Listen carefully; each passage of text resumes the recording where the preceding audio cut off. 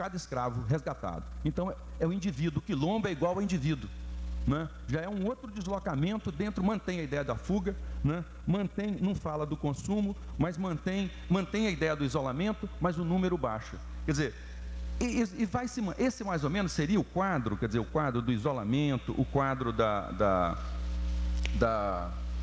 fuga, né? São as figuras, acabam sendo as figuras mais fortes para se explicar e que, de certa maneira, vão persistindo na nossa forma hoje de interpretar os próprios quilombos. Inclusive, na discussão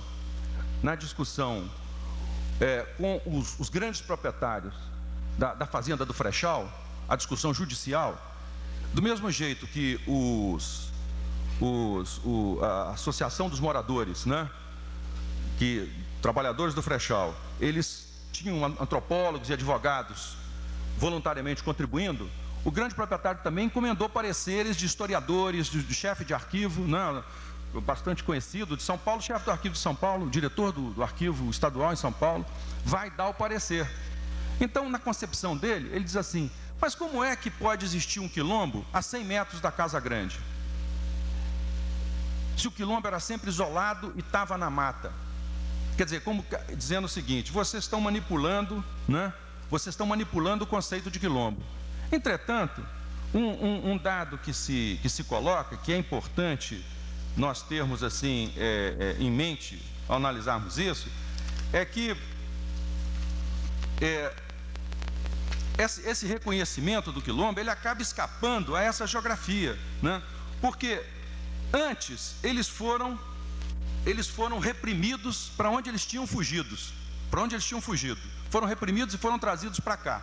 Então, há 200 anos atrás, eles foram tirados do sertão e colocados junto à Casa Grande, compulsoriamente.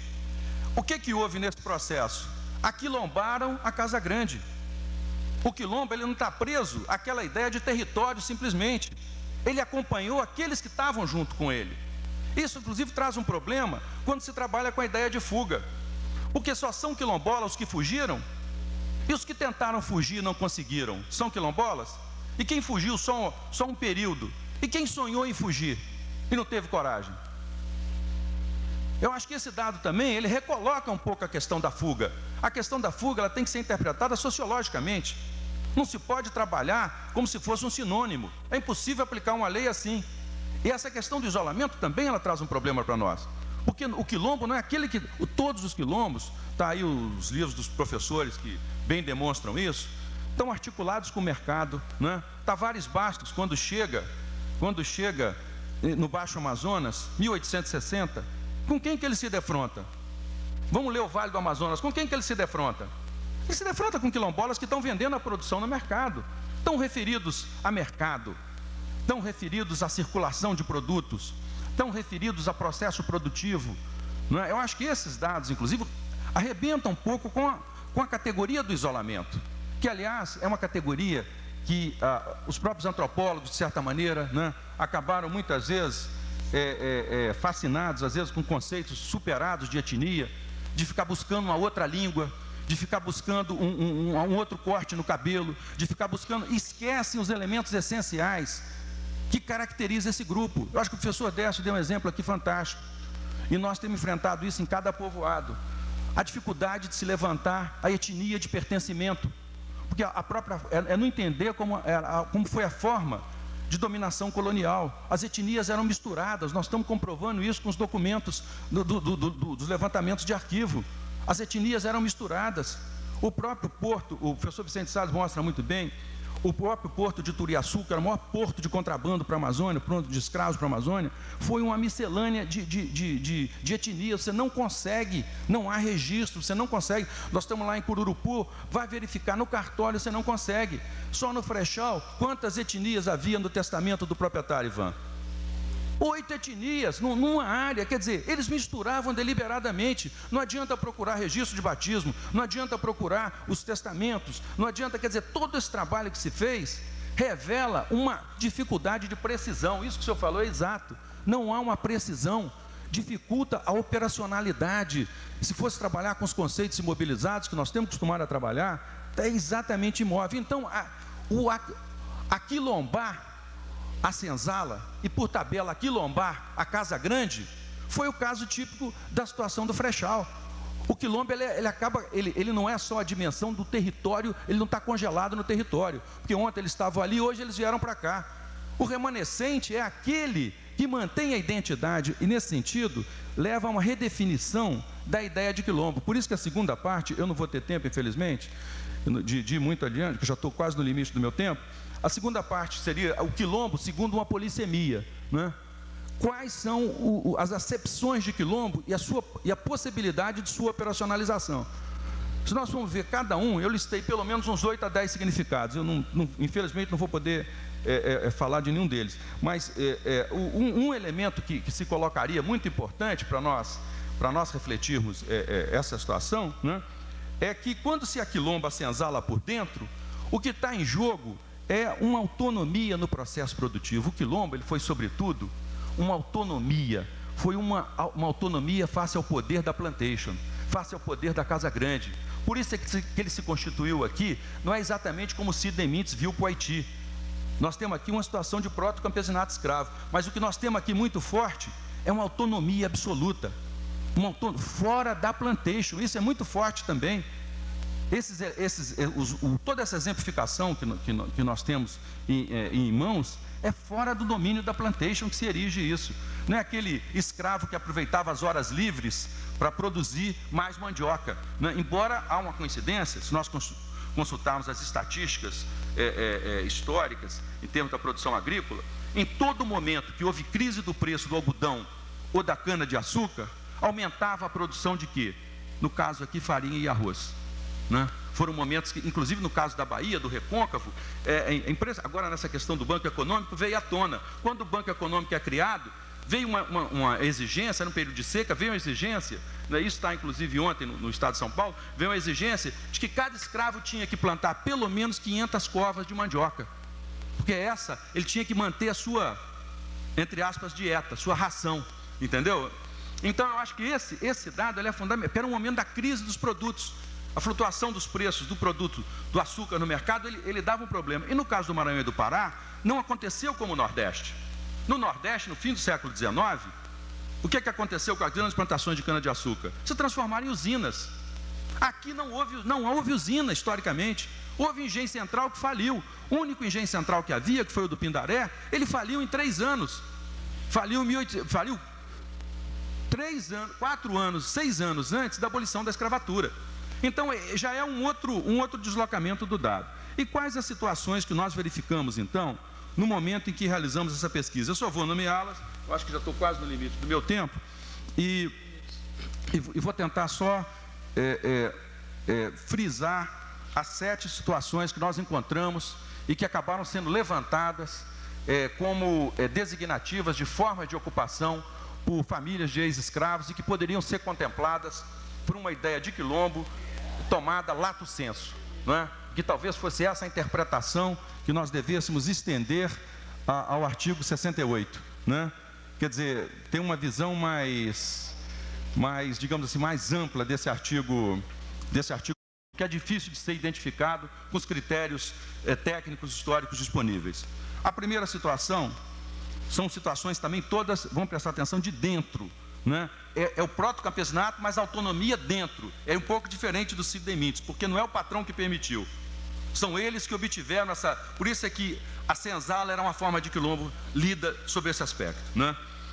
Primeiro, no caso de abandono dos grandes proprietários, isso vai se dar principalmente a partir de 1873.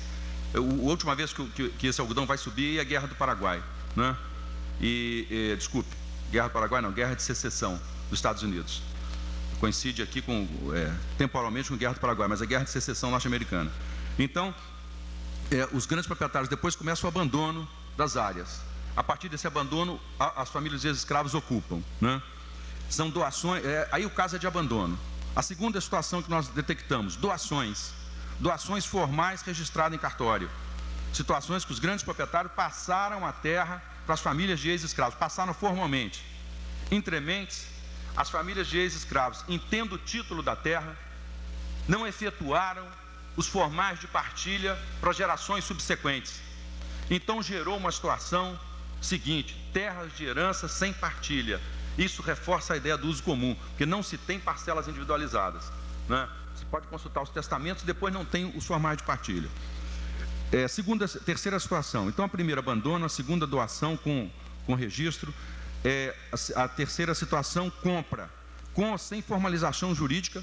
E vimos dois casos: famílias de ex-escravos que compraram, né? O exemplo do Chico Rei é muito claro, né? Lembram? Esconde aqui, depois adquire a terra, né? Esse caso também ocorre aqui no Maranhão, ocorre no Pará. Há vários casos de compra por família de escravos e por alforriados, e pelas irmandades do Rosário dos Pretos, São Benedito, né? São três elementos de aquisição. Essas áreas também se mantiveram. Passados 200 anos, elas estão aí com toda a atualidade que poderiam ter, se entendidas enquanto quilombo, com essa autonomia que pode usufruir em relação ao sistema econômico prevalecente. Quarta situação: prestação de serviços guerreiros, pelo menos em duas situações. O caso da balaiada, o caso da Guerra do Paraguai é mais conhecido, né? Chiavenato mostra isso bem, quer dizer, os que foram beneficiados. No caso do Maranhão, tem-se a balaiada e a setembrada. São duas situações em que comunidades negras rurais, entre aspas, recebem a terra como pagamento por serviços guerreiros prestados, né? Tem casos, inclusive, de uma genealogia levantada completamente desde o primeiro fundador. Aí seria a situação do clã, que não são laços de consanguinidade. Não se pode estabelecer laço de consanguinidade. O ancestral é comum, né? É único e é comum. Isso é que seria um dado também interessante. A quinta situação, prestação de serviços.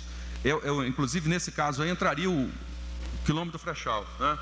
Contrato verbal não registrado em cartório entre grande proprietário e famílias de escravos, em termos de, entre aspas, prêmio produtividade. Aumenta a produção para pagar uma hipoteca, no período de que contraíram grandes empréstimos, na segunda metade do século. Então, na história oral permaneceu isso. Esse acordo foi feito, a dívida foi paga e a terra não foi entregue, né? Então se manteve também, quer dizer, uma prestação de serviço para ajudando o pagamento de hipoteca. O quinto nós já falamos, são as terras do santo e do patrimônio das ordens religiosas, a partir da desagregação das fazendas das ordens de 1750, né? A outra situação seriam as chamadas terras de índio, né? Onde houve autorização, os principais, a categoria dos textos históricos são principais, que eram os responsáveis pelas áreas indígenas, que eles permitem. Houve conflito. Se nós formos ver os Urubu, Capó, eles têm conflito com os quilombolas, inclusive dizimam todo um quilombo no Turiaçu. Nós temos documentação levantada sobre isso, documentação relativamente farta sobre os índios destruindo quilombos. Mas tem também documentação farta dos principais autorizando os quilombolas a ficarem dentro das terras indígenas. Isso é curioso também. E datando do século passado. Tem-se esses elementos do século passado e que permanecem até hoje. São as situações de terras de índio, e há uma sobreposição nesse sentido, de terras de índio com terras de preto, quilombos dentro de áreas indígenas, né? Então, são essas 7 situações que elas foram verificadas e que se tornava difícil serem entendidas, né? Serem entendidas como remanescente de quilombo. Em primeiro lugar, porque o central da reflexão, todas essas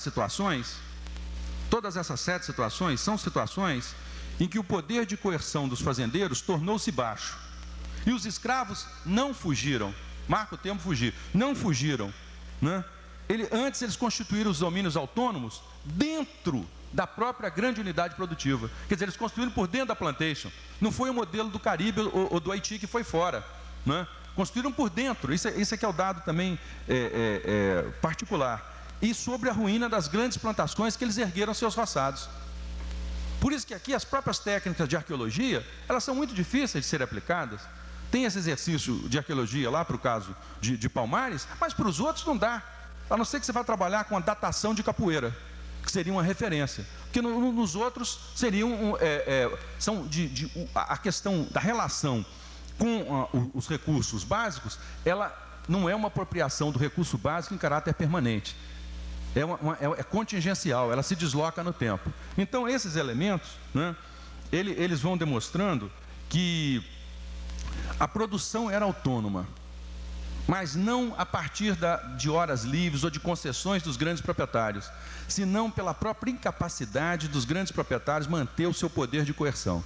E isso acaba afetando, fundamentalmente, hoje, quando nós pensamos sempre quilombo, quando vai operacionalizar, sempre se pensa o quilômetro enquanto uma categoria histórica. Quando os técnicos governamentais vão atuar nas áreas, eles estão com um senso comum de quilombo na cabeça. Mas é uma categoria histórica, não tem nada a ver com como essa categoria foi atualizada historicamente, como ela existe. Então, os conflitos você não consegue identificar. Nós estamos há 7 anos, 8º ano já vamos entrar, a partir de outubro, né? E não se consegue. O artigo 68 não contemplou uma situação sequer de quilombo, não conseguiu titular uma situação sequer. Porque a própria forma como a lei fosse feita, independente da regulamentação, porque isso já seria uma autoevidência histórica, ninguém vai demonstrar nada, porque isso já está há mais de séculos demonstrado, prescinde de demonstração, é autoevidente, prescinde de regulamentação, né? E, no entanto, não se consegue operacionalizar. Quer dizer, eu acho que esses elementos, né? Eu acho que toda essa... o que se interpretou, o que está além, o que está fora, a fuga, o isolamento, hoje acabam sendo elementos que imobilizam, que estão complicando a ideia do reconhecimento legal. Em suma, nós não podemos trabalhar com um significado congelado, frigorificado de quilombo. São essas populações, são os atores sociais que redefinem a sua relação com o processo produtivo e com os seus algozes na história. O conceito de quilombo ele foi definido, não foi pelos historiadores. Ele foi definido pelos atores sociais, pelos sujeitos sociais, os que estão, né, os que são os partícipes dessa ação. Por isso é que até há problemas, muitas vezes, há problemas inclusive com o termo negro. Esse termo, durante longo tempo, ele foi, historicamente, foi usado de maneira pejorativa no período colonial. Hoje, claro, ele toma, é uma categoria política a nível do movimento negro. Mas não é necessariamente uma categoria de autodefinição a nível de quem está cultivando, quem está trabalhando e quem tem morada habitual em área rural. A sua definição não passa por aí, a sua autodefinição não passa por aí, não passa pelo estigma. A Associação Remanescente de Quilombo é criada depois de 88, a partir da inspiração da Constituição. Não é categoria, é categoria datada, não é categoria coextensiva ao grupo. Então há que fazer essa diferença. Tem categorias que são datadas, são inventadas, são montadas para efeitos políticos e são legítimas por isso. Mas não significa que sejam as categorias de autodefinição da população. Não é por acaso que essas populações muitas vezes se autodenominam como índios e muitas vezes nós estamos chamando de preto. Ou se autodenominam como preto, nós estamos chamando de negro. E vice-versa. Eu acho que os elementos biológicos, fenótipos, eles vão perdendo a força. Hoje, isso é que a gente vai observando. Há uma perda de força. E o que vem são essas unidades de mobilização. É quem se reúne em torno daquela identidade e está lutando por manter aquela forma de ocupação da terra, para consolidar aquela terra. A ideia de quilombo, ela é reconstruída então. Ela é reconstruída através das práticas dos agentes sociais, das práticas dos atores sociais. Ela tem que sair dos livros, ela tem que deixar de lado essa dimensão livresca, essa dimensão acadêmica. Ela tem que buscar essa ideia do antagonismo onde ela está vivendo, onde ela existe realmente, onde ela é objetiva, onde ela não depende da vontade de intérpretes e de comentadores. Né? Eu acho que esse é que marca uma separação entre a interpretação dos processos intelectuais sobre essas formas de ocupação e essas outras que o próprio grupo vai constituindo e vai existindo. E existe, não é só do ponto de vista econômico, isso é que nós temos que ter presente, não é só um traço economicista. Existe de uma maneira étnica, que se afirma enquanto uma existência coletiva. Não é por acaso hoje que nós temos os encontros das comunidades negras rurais, onde as pessoas vão e discutem os seus problemas e até podem encaminhar bandeiras de luta junto. Isso dá uma outra dimensão, quer dizer, deixa de ter aquela existência atomizada e passa a ter uma existência coletiva. E é justamente nessa passagem da existência atomizada para a existência coletiva que essa categoria quilombo está sofrendo esse deslocamento. E eu acho que nós podemos, só a partir do momento que nós saibamos interpretar muito bem essa passagem, nós poderemos medir o nosso grau de proximidade com esses processos reais e com essa atualização do Palmares hoje e do quilombo hoje. Muito obrigado e desculpe se eu fui um pouco além.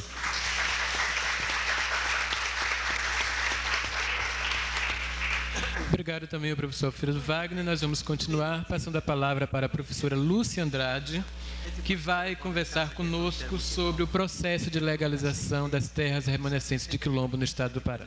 Lúcia.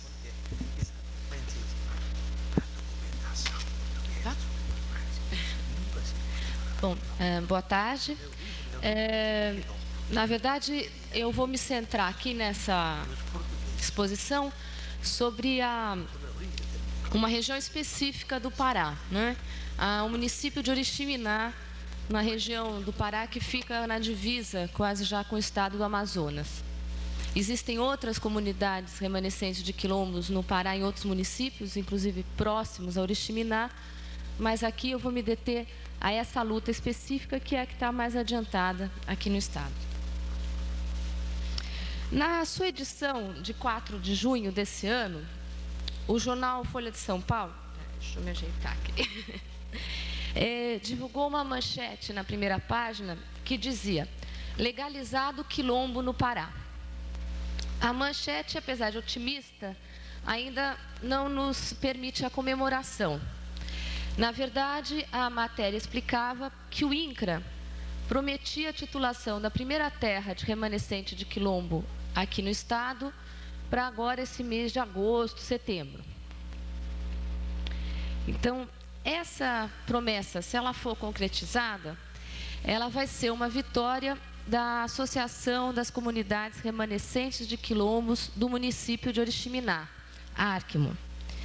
É uma associação que foi criada em 89 e congrega as 21 comunidades remanescentes de quilombo que existem naquele município. E ela tem por objetivo principal a defesa e a titulação das terras dessas comunidades. As informações que eu vou apresentar aqui, elas advêm do trabalho, então, da entidade que eu pertenço, a Comissão Pro Índio de São Paulo, do trabalho que a gente faz de parceria com essa associação dos remanescentes de quilombos, conhecida pela sigla de ARCMO. Esse trabalho foi iniciado em 89 e ele parte de alguns pressupostos que eu acho interessante a gente colocar aqui. O primeiro pressuposto é que o artigo 68, das disposições constitucionais transitórias, ele é auto-aplicável. Então, ele não carece de regulamentação para ser aplicável. Também a gente tem o entendimento que essa auto-aplicabilidade depende de uma pressão política e não apenas de uma interpretação jurídica. E é nesse sentido também que o grupo tem trabalhado, de pressionar o governo e também sensibilizar a opinião pública para essa luta.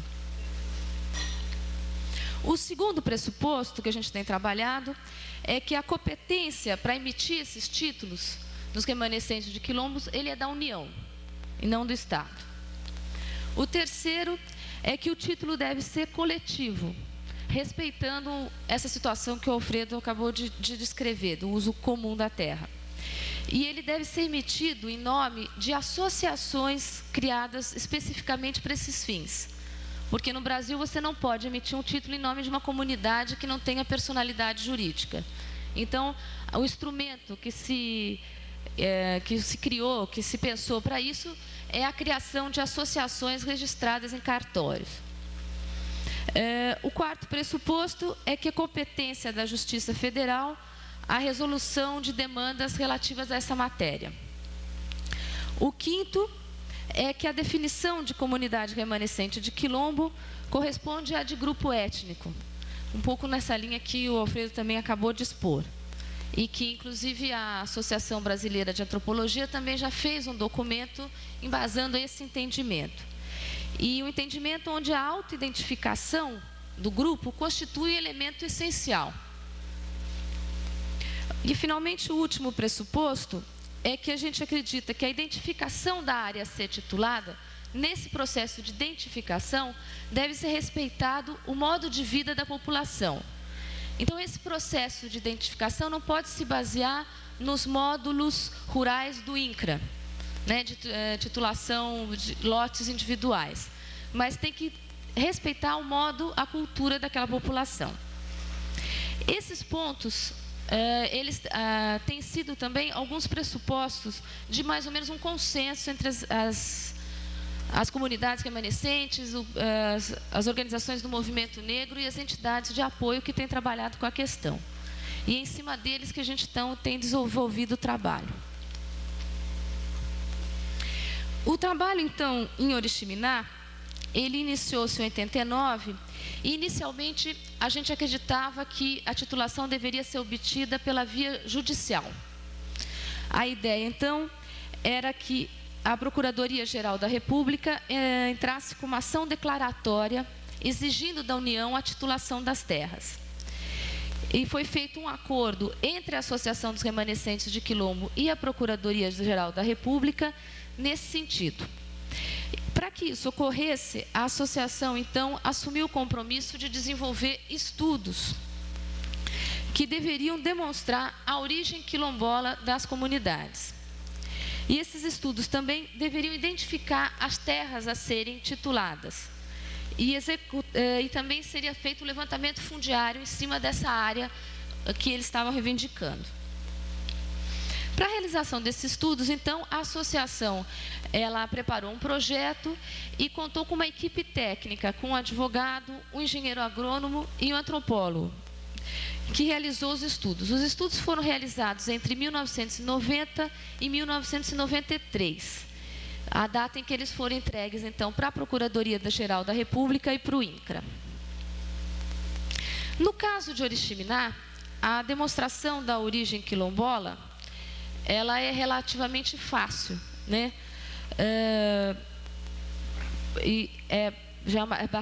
Tem bastante documentação histórica comprovando esse fato.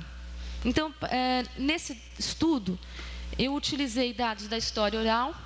Na história oral, então, é repleta das histórias de fuga das fazendas, é possível você reconstituir o percurso, nós pudemos localizar no mapa os vários quilombos que existiram, né? E tem fontes históricas. E nesse trabalho com as fontes históricas, eu pude contar, então, com o trabalho do professor Vicente Salles e também de Edna Castro e Rosa Azevedo, que pesquisaram a região. Então, essa questão em Oriximiná é relativamente fácil. Também aconteceu outro fato interessante, é que no meio desse percurso, a Associação dos Remanescentes de Quilombo, ela acabou demonstrando a sua origem quilombola através do que a gente chama uma demonstração política. Nesse tempo foram realizadas algumas campanhas pela associação contra a instalação de uma mina de bauxita em suas terras e também contra uma hidrelétrica. Nesse trabalho político, de campanhas de lobby, opinião pública, eles acabaram sendo reconhecidos pelos órgãos governamentais como remanescentes de Quilombo. Chegou um momento que ninguém mais questionava se eles eram remanescentes, e isso antes dos estudos terem sido entregues. Inclusive, vale a pena ressaltar que no caso da comunidade Boa Vista, essa cuja titulação deve sair ainda esse ano, não foi realizado qualquer estudo, qualquer laudo antropológico comprovando a origem quilombola. O INCRA, que é quem está realizando o processo, aceitou a reivindicação da comunidade sem a necessidade de qualquer estudo nesse sentido. E eu acho que isso é um precedente também interessante. A questão crucial, o problema básico na região de Oriximiná, do Trombetas, então, não diz respeito à origem das comunidades, mas à dimensão das terras a serem tituladas. O governo vem demonstrando, até esse momento, resistência em reconhecer a necessidade de titular a área de caça, pesca, coleta e principalmente a área de coleta de castanha do Pará. Essas são atividades essenciais para o grupo, né, para a sobrevivência do grupo. A agricultura é uma agricultura apenas para subsistência e a principal fonte de renda deles é a coleta da castanha do Pará. Reconhecer essa área de coleta da castanha do Pará significa reconhecer áreas de extensão bastante grandes, o que tem dado bastante dificuldade no relacionamento com os órgãos governamentais. O trabalho de identificação dessas áreas, portanto, então, ele foi conduzido e ele vem sendo conduzido pela Associação dos Remanescentes de Quilombo, com o apoio técnico que a gente vem dado. Nós já conseguimos concluir 3 áreas que congregam 13 comunidades. sendo que 2 dessas áreas já foram encaminhadas para o INCRA, a solicitação.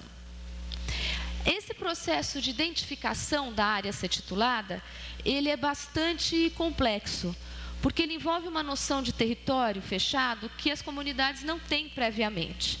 Essa noção de um território que tem limites claros, que você pode colocar no mapa, isso não existe previamente para a comunidade. Eles sabem até onde eles vão caçar, onde tem os castanhais, mas nunca houve necessidade de definir. Então, a lentidão do processo também decorre dessa definição, que envolve um conhecimento técnico, mas envolve também uma definição política do grupo. A identificação, esse trabalho de identificação tem sido feito através da elaboração dos mapas. Então, os mapas têm se constituído num instrumental político. Ele tem servido para o trabalho de conscientização das comunidades.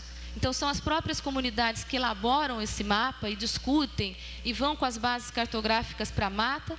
E ele também, o mapa é um instrumento de reivindicação junto aos órgãos governamentais. Ele, então, toda vez ele é apresentado para fundamentar a reivindicação. Esse trabalho, então, com o mapa, ele tem levado, em média, cerca de 2 anos para a gente conseguir definir uma área. Ele envolve, então, a discussão com as comunidades, para que esse mapa, qual que é o objetivo dele. Envolve também um aprendizado de lidar com base cartográfica, que não é uma coisa simples. Envolve você também percorrer os territórios com os mapas para você poder se nortear. Depois, a partir disso, é feito um desenho do mapa e ele, então, é rediscutido nas comunidades. Normalmente, esse mapa vai e volta para o desenhista umas 3 vezes até que haja um acordo entre todas as pessoas. E esse, então, é um processo que a gente tem procurado fazer antes da intervenção governamental.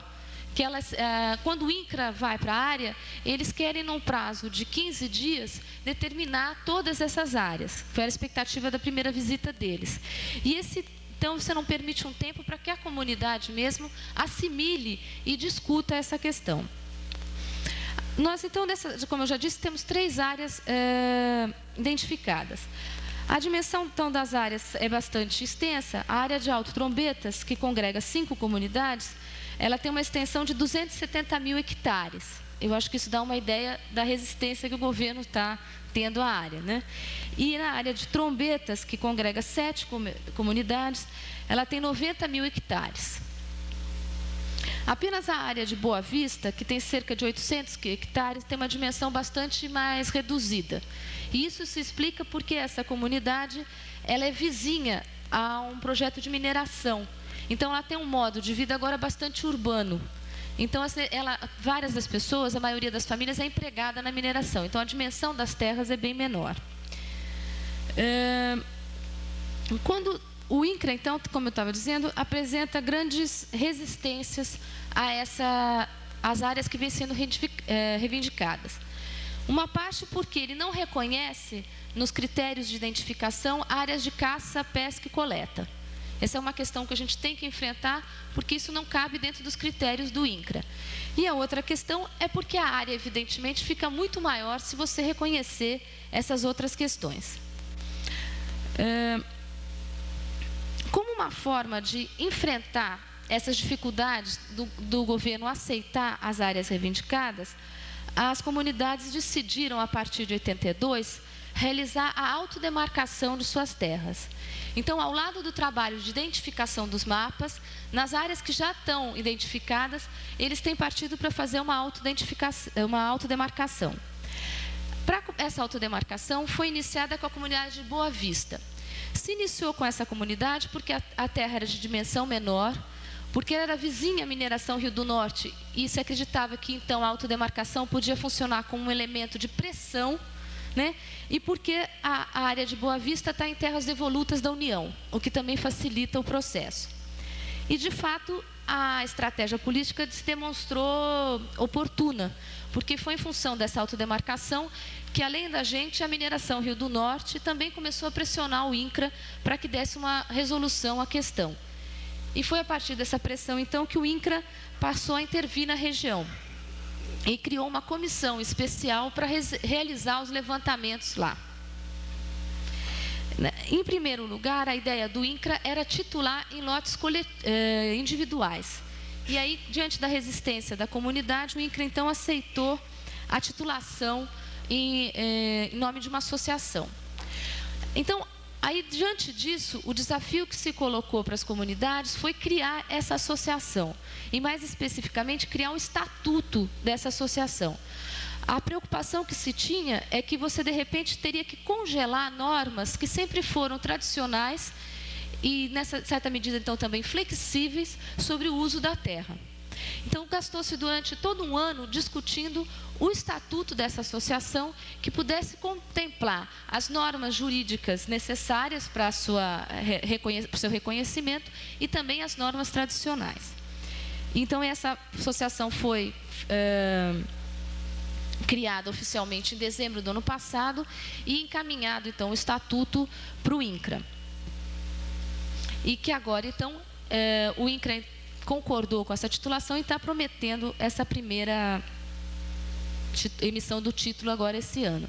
Também um pouco no bojo das comemorações do tricentenário, né?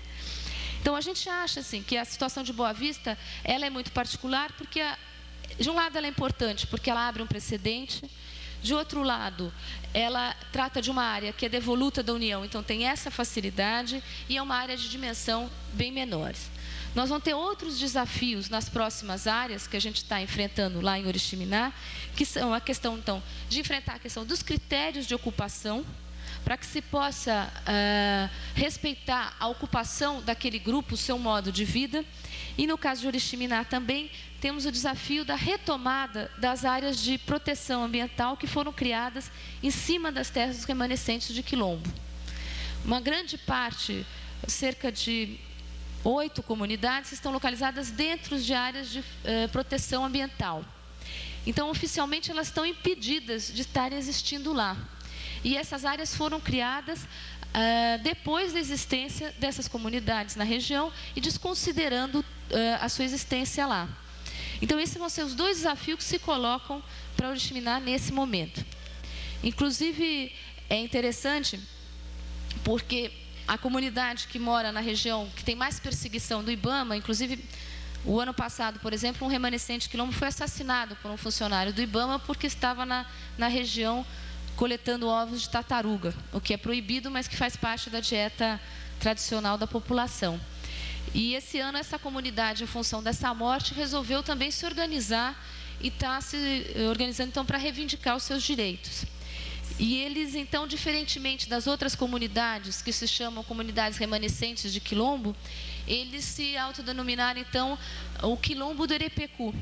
Eles dizem que, no caso deles, então, eles ainda são um quilombo, porque eles ainda são prisioneiros, eles são escravos dentro da reserva biológica, né?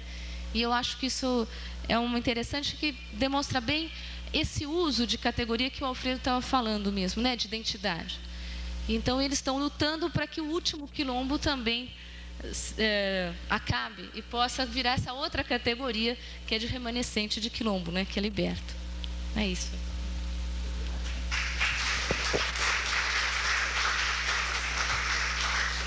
Obrigado, Lúcia. Eu gostaria de registrar a presença aqui de um companheiro da comunidade remanescente de Quilombo de Silêncio do Matá, que fica no município de Óbidos. Fique à vontade, seja bem-vindo aqui entre nós.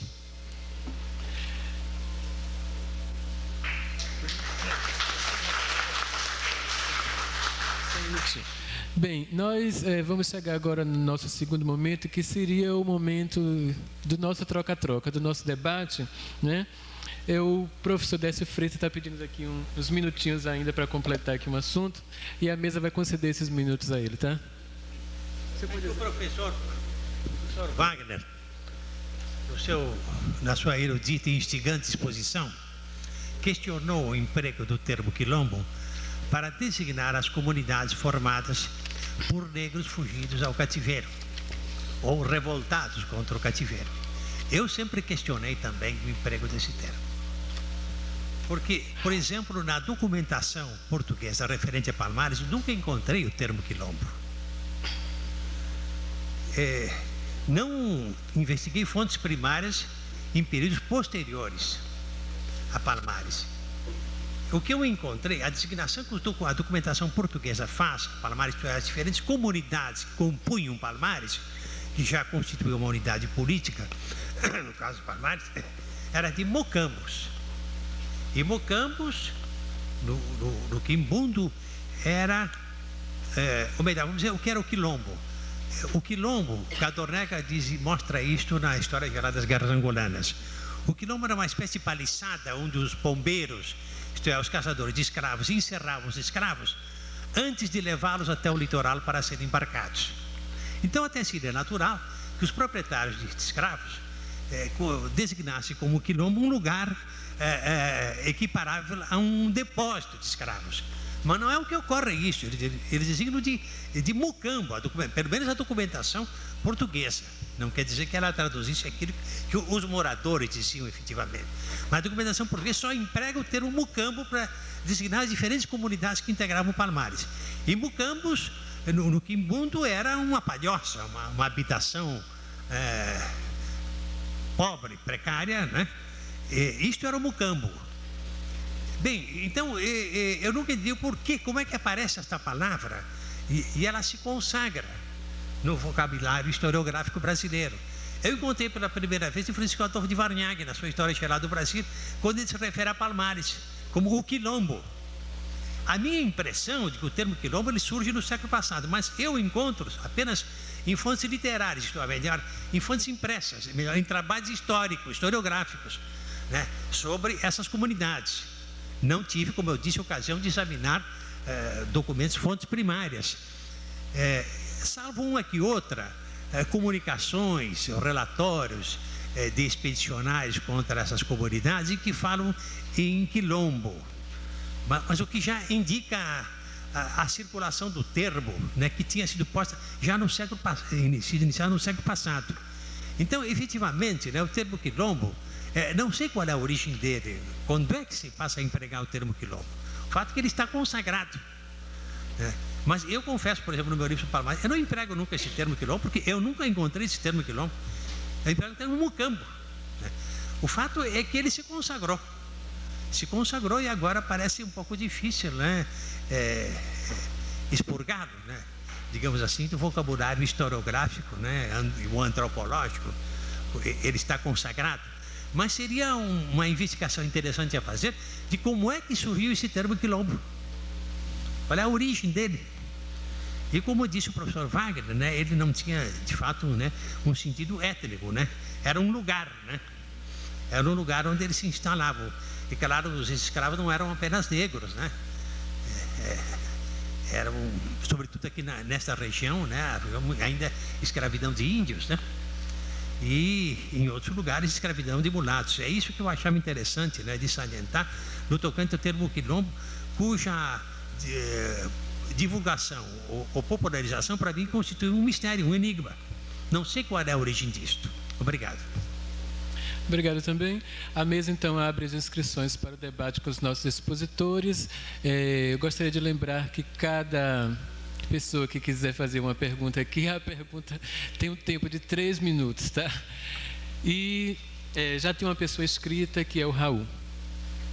Por favor, Raul, use o microfone da tribuna, que esse aqui está com um probleminha, tá? Boa tarde a todos os companheiros.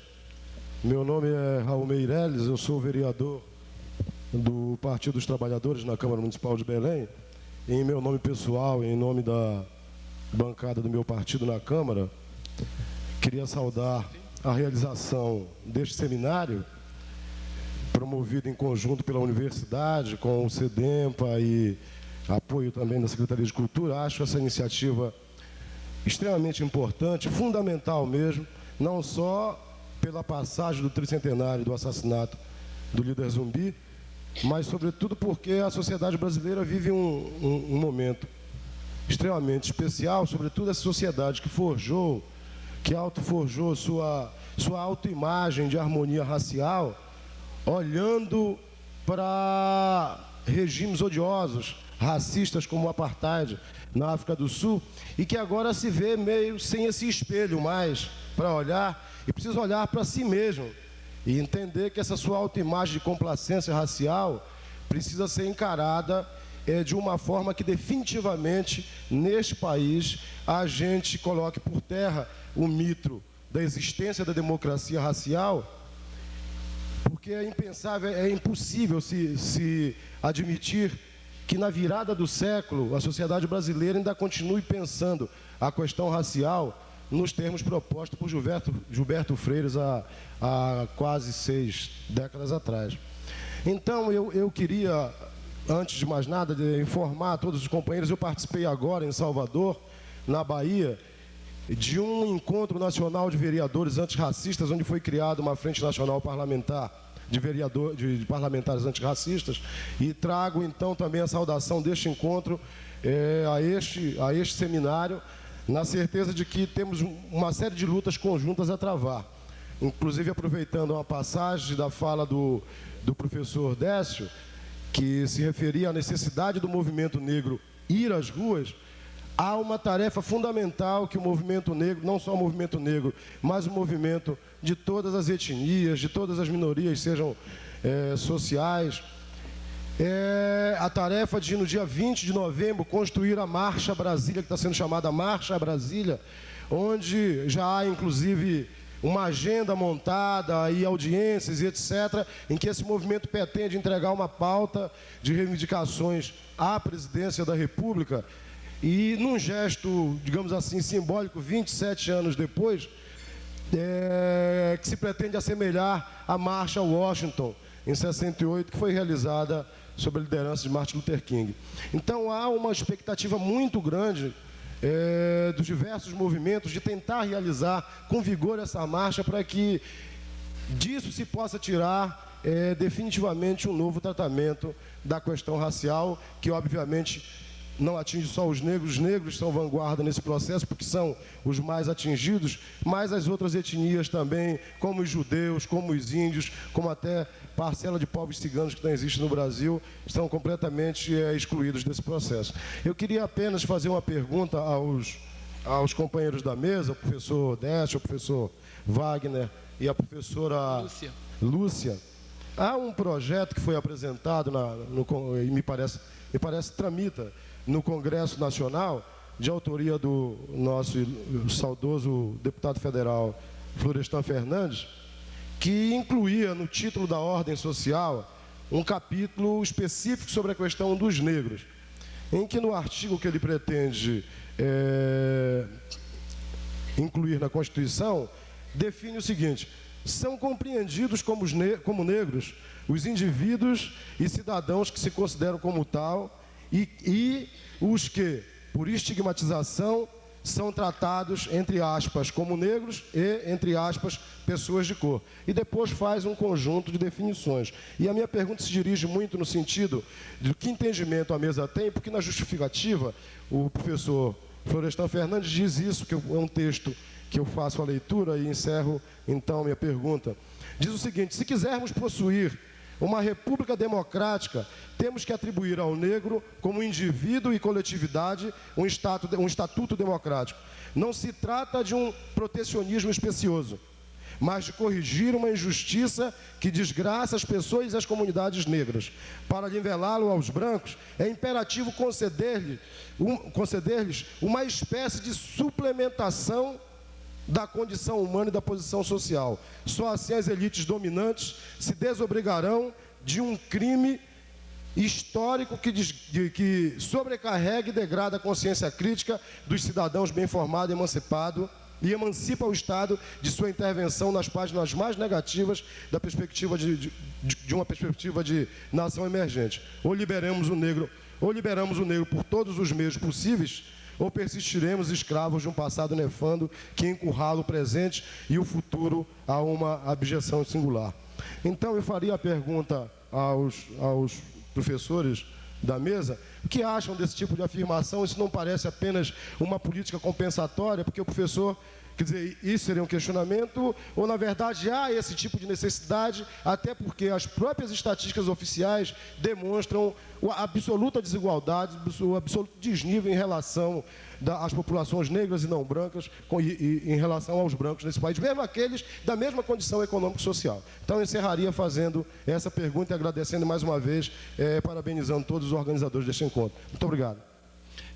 A mesa vai proceder as perguntas por bloco, né? Para se tornar mais dinâmico, eu vou chamar então a companheira Elza e depois a Nilma. Escrevi para o próximo bloco.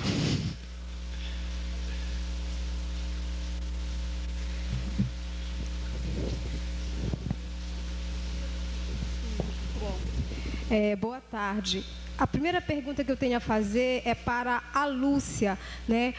Lúcia, no documento que foi distribuído na SBPC sobre a questão dos quilombos, né, uma visão, digamos, dos antropólogos do Brasil inteiro sobre a questão, a autodefinição, o conceito retrabalhado, você colocou que as comunidades negras de Oriximiná se autodenominavam como remanescentes de quilombos, lá naquele texto.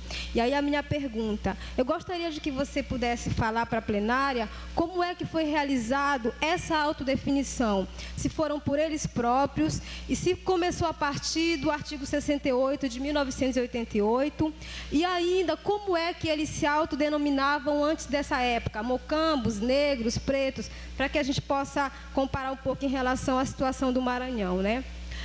É a primeira pergunta. E a outra eu quero dirigir ao professor Alfredo Wagner, né? Que deu para perceber que pela exposição feita, né, cada região do Brasil, as comunidades negras estão reconstruindo a sua história de forma peculiar, né? Você falou a do Maranhão, como é que é, terra de preto, terra de índio, terra de santo, e a Lúcia colocou a realidade aqui do Pará. A partir disso eu pergunto, como ter categorias básicas para lutar pela conquista de suas terras, levando em conta essa diversidade de situações em que é invalidado numa situação remanescente de quilombo, na outra é fortalecido, na outra é enfraquecido, vem a questão terra de preto, terra de índio, terra de santo. E uma outra pergunta também para o Alfredo Wagner, né? Você falou que os elementos fenótipos, como cor, cabelo, eu entendi pelo menos dessa forma, vão perdendo a força como fatores de mobilização. E aí eu puxei para a questão nossa negra, né? Mas como afirmar isso, se é o fenótipo de nós negros, que no caso é o cabelo, é a cor, é os traços físicos, que é rejeitado pela sociedade mundial e que coloca nós negros em situação de discriminação em todo o mundo? Porque a questão da autodefinição, se de repente tem alguém que não tem o fenótipo negro, como eu tenho, que se autodefine negra, com certeza, se ela vai comigo no comércio, eu posso ser a pessoa que, digamos, vai fazer a compra, mas o dono da loja vai se dirigir primeiro a uma outra pessoa que não tem o fenótipo negro, né? Então, eu gostaria de saber como é que entra essa questão da autodefinição da negritude. Obrigada. Nilma. Em primeiro lugar, eu gostaria de parabenizar a mesa pela densidade das informações que nos forneceram, né? E, ao mesmo tempo, que o professor Décio Freitas mostra o seu pessimismo, né? E se a gente fosse sentir esse pessimismo que ele colocou, quando houve o professor Alfredo Wagner, daí a gente se acachapa de uma vez só, porque a dificuldade de operacionalizar, digamos, a legalização, digamos, de operacionalizar a legalização das terras, do chamado remanescente de quilombo de Mocambo, aí realmente a gente verifica as dificuldades jurídicas, acadêmicas, todas entrelaçadas e que nos colocaria, então, em xeque, né? A gente deveria abandonar. Daí vem a Lúcia e eu estava tranquila, eu não sabia por que ela estava tranquila, mas é porque lá eles já definiram, está tudo bem, todo mundo, eles eram fugidos, então todas as definições das as categorias estão todas identificadas, então ela não vai ter nenhum trabalho nessa questão de identificar, né? Eu gostaria de ressaltar que o professor Décio Freitas é uma pessoa super importante para a nossa entidade,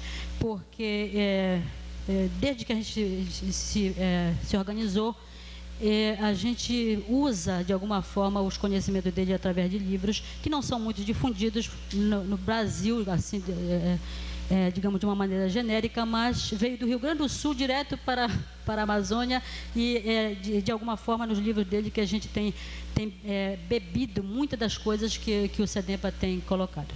Embora ele agora esteja pessimista, mas ele já deu uma grande parte do otimismo, e que nós não estamos pessimistas, porque se nós estivéssemos pessimistas, a gente nem realizava um ciclo de debate. Então, primeiro eu quero, digamos, parabenizar o pessoal da riqueza do debate que teve, né?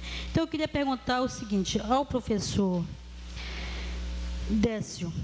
Eu queria que ele colocasse o seguinte: no raciocínio dele, né, com a internet, nós estamos lascados, né? Quer dizer, nós já estamos lascados agora. E aí vem a internet e vai nos liquidar de uma vez. Ele, como historiador, ele já colocou algumas vezes que a mesma história do Brasil mostra que muitas das coisas que acontecem no Brasil tem uma origem externa. Quer dizer, só uma coisa externa favorece uma mudança no Brasil. Né? Só uma coisa externa, ou a independência, ou a abolição da escravatura, todas as grandes marcas da história acontecem por uma intervenção, alguma coisa acontece a nível externo. Né? Nesse sentido, como ele tá pessimista na questão da internet, né? A informatização vai liquidar, porque a gente não está competindo agora, imagina lá. Eu não vou pensar que a gente vai ter que usar um ET, né, para vir ajudar a gente. Eu estou imaginando que vai haver uma solução, né? Que vai haver uma solução. Não sei se é uma solução, digamos, dialética, uma solução a própria natureza, vamos dizer, vai nos levar numa posição de terrorismo. Se nós ficarmos completamente aniquilados, é capaz de nós formarmos as nossas brigadas negras, tinha as brigadas vermelhas. Isso não fica muito longe da gente querer, às vezes, não, viu? Porque nós já estamos cansados de apanhar essa cacetada de sempre que a gente vem trabalhando, né? A gente trabalha com todo jeito, puxa daqui, arruma dali, aí chega lá o militante diz assim, mas continuamos discriminados da mesma maneira, né? Aí a gente enfrenta essa dificuldade do conceito que o professor Alfredo Wagner levantou de generalizações. Então, eu perguntaria para o professor Décio Freitas se, na perspectiva dele, vai acontecer alguma coisa fora do Brasil, digamos, que venha interferir para que para que nós nos colocamos numa autonomia, dê uma perspectiva. Quer dizer, mesmo ele estando pessimista, né, que ele tente fazer um esforço, né, para ver o que poderia fazer fora do que o movimento negro ir para a rua, como ele já colocou, o que poderíamos pensar que vai interferir numa mudança do Brasil, não só numa questão do negro em si, mas que possibilite essa mudança dentro, né? Professor Wagner, eu queria perguntar o seguinte: a discussão dos conceitos, né, que a gente viu, a dificuldade de conceituar as comunidades remanescentes, a gente fica muito incomodado. Nós do movimento negro ficamos muito incomodados, e a Elza já tentou colocar, acontece dessa maneira. Se as comunidades remanescentes, às vezes, elas não querem ser negras, às vezes, lá dentro do mato, elas não gostam de ser negras. Mas elas não gostam mesmo, entendeu? Não é que elas não sabem que existe a palavra negra, elas não gostam. Eu estava me lembrando do menino de Óbidos aqui, que no encontro de raízes negras, eu tinha uma menina pequenininha lá, né? E eu estava tentando que ela tivesse orgulho de ser negra. E eu dizia assim, Railene, diga, eu sou uma mulher negra. Eu dizia para ela, né? E ela dizia assim, aí eu digo, Railene, diz assim, eu sou uma mulher negra. E ela dizia, cruz. Entendeu? Ela mostrava desse tamanho, dentro do mato, lá dentro do silêncio do matar, de onde o rapaz, que lá chegava essa noção de inferioridade do negro, entendeu? Quer dizer, a inferioridade, por mais que ele não quer ser negro, porque é inferior, entendeu? As comunidades remanescentes tem umas que não querem ser negro porque que se sente inferior, entende? É uma coisa fantástica, né? Então, eu perguntaria para ele o seguinte, porque quando a gente colocou a questão do artigo 68, que foi uma briga danada para se colocar isso, a gente pensava em diferenciar, era uma questão do movimento negro todo. Pelo menos garantir aquelas comunidades que estavam semi-fechadas ou semi-abertas, ou mais negro, que a gente sabia que existia, não sabia quantos, mas que a gente garantisse aquela terra. Esta luta ela não estava vinculada à reforma agrária. Agora, era reforma agrária já. Não era essa luta. Era uma luta que a gente tentava diferenciar as comunidades negras, né? Então, a gente tentou fazer o artigo 68 dentro de uma questão fenotípica, como a Elza colocou, né? Então, eu perguntaria para o professor Alfredo Wagner, como como a gente poderia construir dentro dessas 7 categorias que ele colocou, mais aquelas que a Lúcia incrementou, e mais com tudo isso que está na nossa cabeça, como a gente poderia tentar construir um conceito de quilombo, que depois acho que a Zélia vai colocar, como a gente conseguiria construir um conceito de quilombo que conseguisse satisfazer, não somente essa questão fenotípica, porque que conseguisse satisfazer e não levasse o raciocínio para uma reforma agrária geral, porque, inclusive, se levarmos nesse raciocínio de que o fenótipo não vale, muitas comunidades que estão organizadas, que não são negras objetivamente, do ponto de fenotípico, vão se beneficiar e acabam, as comunidades negras mesmo, acaba sobrando porque o racismo ele é forte. Então, para não generalizar na reforma agrária, como nós poderíamos tentar construir esse conceito, mesmo que ele seja um conceito político e abandonando as questões jurídicas, como mudar a legislação, fazer o que a gente poderia fazer, né? E com a questão da Lúcia, eu gostaria de perguntar para ela uma coisa também que incomoda bastante. A gente sabe que a pressão sobre a demarcação das comunidades indígenas é alta. Hoje, inclusive, estão tentando reverter o quadro, umas comunidades que já têm uma área definida, já querem reduzir, e até o Jobim pensa em lotear. Essa discussão, ela está. Eu sempre achei que a área de perambulação sempre ia dar galho, ela ser muito grande, o pessoal, é difícil de conseguir segurar uma área grande. Eu pergunto a ela se é político ou onde é que a gente deveria, digamos, a que margem de negociação nós poderíamos fazer para as comunidades negras, para que a gente não fizesse assim uma reivindicação absurda, digamos, uma absurda, não fizesse uma proposta absurda, né? E que ela fosse, vamos dizer, compatível com a gente pensar que a fronteira agrícola ela vai chegar lá. O Hamilton já está em dó, porque eu já passei do tempo, tá? Eu vou chamar você para a mesa. Bem, considerando, né, todas as questões que você colocou, para não destoar muito, a gente vai chamar logo a Zélia.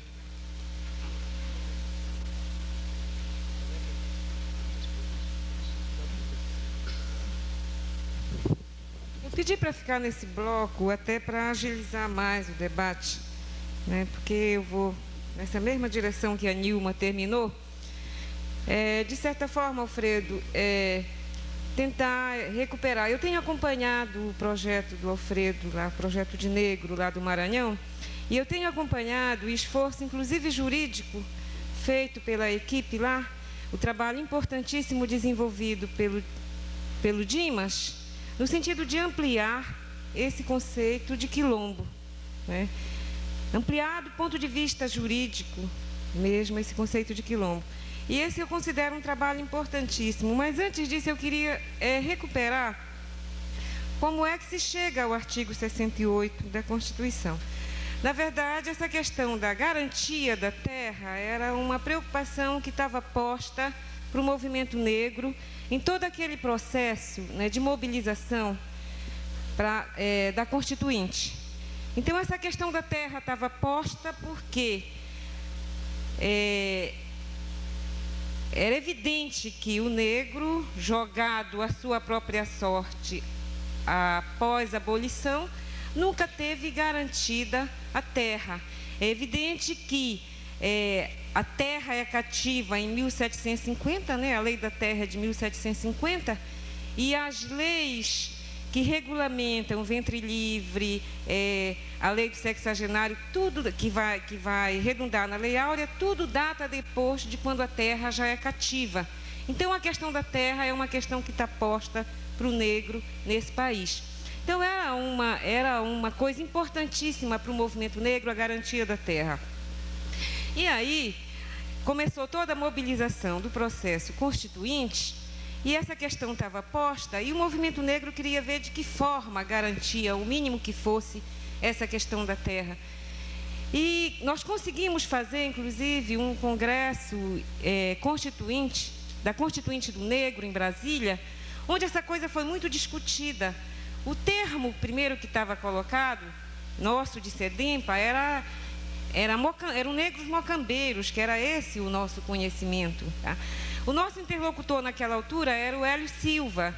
E aí começou todo um processo de discussão e acabou ficando remanescente de quilombo, porque o que se defendia lá em Brasília é que quilombo era o termo reconhecido nacionalmente. Mocambo era um termo regionalizado. Então, por isso ficou remanescente de quilombo. Mas, na verdade, isso acabou ficando, o artigo 68 acabou se reduzindo a isso. Mas o que está por trás dele era a garantia da terra. Agora, o que a gente tem que deixar claro é que só ficou no artigo 68, exatamente porque estava como remanescente de quilombo, tá?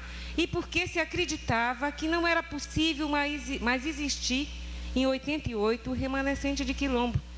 É por isso que permaneceu. Então, eu considero que, a parte de todas as restrições, foi uma vitória do movimento negro brasileiro conseguir garantir isso na Constituição. É claro que daí a gente ficou com esse nó. Até hoje a gente não conseguiu efetivar, de fato, a titulação dessas terras. Mas aí eu acho que a gente tem que ir avante. E agora eu acho que desatar o nó é caminhar por onde o Alfredo e o Dimas estão caminhando, que é exatamente ampliar esse conceito de quilombo hoje. Tá? Então, é nesse sentido, Alfredo, que eu acho que eu gostaria de recuperar, que só conseguiu constar da Constituição exatamente porque a elite desse país acreditava que não existia mais remanescente de quilombo em 88. É por isso que conseguiu constar da Constituição. Sobre a questão lá, que foi até feita uma pergunta para a Lúcia, Elza, antes de 88, a gente só vai ter contato com o pessoal do Trombetas em 88. A gente, eu digo SEDEMPA, tá? Tu, inclusive, o SEDEMPA teve esse contato em 88. Tá? E quando a gente chega lá, o pessoal do Trombetas conta muito a sua vida através da música. É um povo muito musical. Então, a história do cotidiano é contada através da música. E quando a gente chega lá, a gente vê como é que eles se autodenominam através da música. Eu não sei se tu conheces aquela música do Mimi, que diz que se orgulha de ser um ribeirinho, descendente de negro da escravidão, né? Então, é claro que não se sentia um remanescente de quilombo, vai passar a se denominar a partir de 88, desta forma. Mas tem orgulho, inclusive, de ser descendente de escravo, que fugiu das fazendas de cacau, né? E para criar uma sociedade livre, enfim. Ok, Zélia. Ok. Bom, então a gente passa para a mesa agora. Por onde começa? Por você? Quem começa? Alfredo, Décio? Professor Décio Freitas. Bom, a Nilva se referiu diretamente a mim. E a respeito da questão que ela levantou, eu gostaria de dizer o seguinte. Logo depois da Segunda Guerra Mundial, havia a convicção de que o Brasil era um país com grande futuro, porque ele tinha grande disponibilidade de recursos naturais de mão de obra. Mão de obra não qualificada, mas tinha uma grande quantidade, grande reserva de mão de obra. A qualificação da mão de obra naquele momento não era essencial, tanto assim que os países desenvolvidos, os países da Europa Ocidental, eles importaram do terceiro mundo grandes massas de trabalhadores não qualificados. Então, esta dizia-se, e sobretudo os economistas sustentavam isso, de que uma vantagem do Brasil é que ele tinha uma grande reserva de mão de obra, não importando que ela fosse desqualificada. Bem, mas hoje, quer dizer, não houve a incorporação desta mão de obra à economia brasileira, não houve um desenvolvimento industrial que absorvesse e ocupasse esta mão de obra. E hoje, a possibilidade, avalia ou a importância dessa mão de obra desqualificada é menor ainda. Mesmo, por exemplo, nos países do Ocidente, menos países do Ocidente, da Europa Ocidental, nos Estados Unidos, a mão de obra branca, menos qualificada, é que não tem mais chance. Bem, daí que o pensamento na elite dirigente brasileira é de que o custo do preparo desta imensa massa, que pode no Brasil constituir metade da população, em primeiro lugar, isso seria desnecessário. Em segundo lugar, o custo ele seria incomensurável e inacessível, impossível para o Estado brasileiro. Acho, inclusive, que, é claro, a informatização da economia terá por finalidade exatamente dispensar mão de obra. Ou seja, então, eles pretendem, nesse processo de chamada modernização no Brasil, e que levará necessariamente, inevitavelmente, à informatização ou robotização da economia, isto aí automaticamente exclui essa imensa massa. Mesmo dos brancos, uma parte considerável dela será excluída também. Eu não estou dizendo que não possa haver modificações nesse quadro, só não posso prever. E nem posso também prever qual o fator externo que interfira ou intervenha no Brasil para que as coisas se modifiquem. Agora, a probabilidade é essa. Eu acompanho com muita atenção os debates, sobretudo na Europa Ocidental, que se fazem sobre essa questão do trabalho redundante, isto é, do trabalho desnecessário, ou seja, da produção cada vez menos com mão de obra. E esse debate, que é muito intenso, não leva, por enquanto, ainda a conclusão nenhuma. Então, esta é a perspectiva apocalíptica que existe hoje para a humanidade, de ela se converter numa humanidade de desempregados. Bem, eu digo isso apenas para dramatizar a situação no que diz respeito a esta massa indigente, despreparada, excluída do Brasil, e que eu denomino de não brancos. E claro, também uma massa considerável de brancos vão ser atingidos por isso aí. Então penso que o problema fundamental para nós é este, né? Como incorporar à vida econômica esta massa que está privada das condições mais elementares de sobrevivência e que